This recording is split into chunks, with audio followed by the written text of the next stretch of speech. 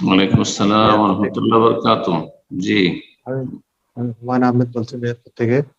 মাশাআল্লাহ। আপনি কি সেই হুমায়ুন যে দক্ষিণ কোথায় ছিলেন আপনি? আফ্রিকায়? জি জি, সুদানে ছিলাম।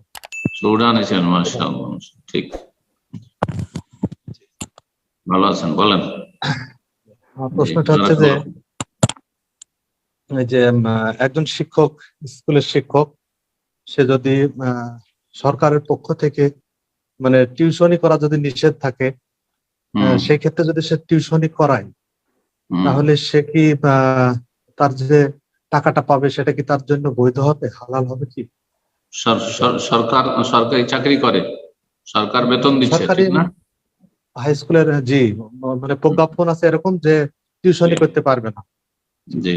হ্যাঁ, তাহলে জায়েজ নয়, টিউশনি করা জায়েজ নয়। এবং যে টিউশনি করে যে পয়সা ইনকাম করবে সে রুজি হারাম।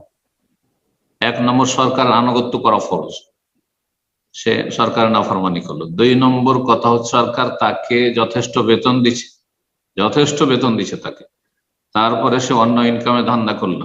এর শুধু শিক্ষকদের ক্ষেত্রে না, এরকম হসপিটালে যারা ডাক্তার, তারা হাসপাতালে মোটেই চিকিৎসা করে না, সরকারি হাসপাতালে সমস্ত পেশেন্টকে বলে যে আমার চেম্বারে চলে আসো, আমার চেম্বারে চলে আসো। এদের রুজি, বাইরে রুজি হারাম, তারা সরকারি চাকরি করে।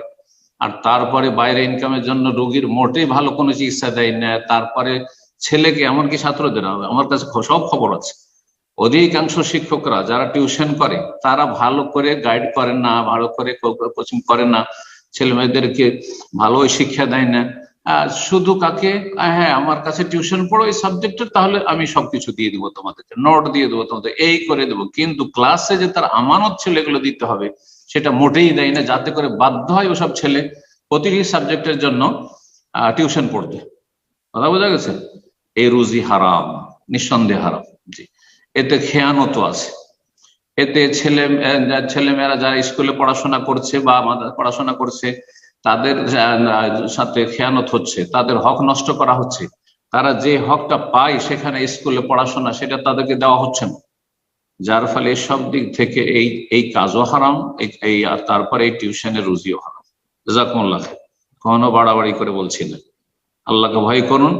এবং সরকার যেইভাবে আপনাকে আমানত দিয়েছে সেই আমানতটা ঠিকভাবে আদায় করার চেষ্টা করুন। আল্লাহ তৌফিক দান।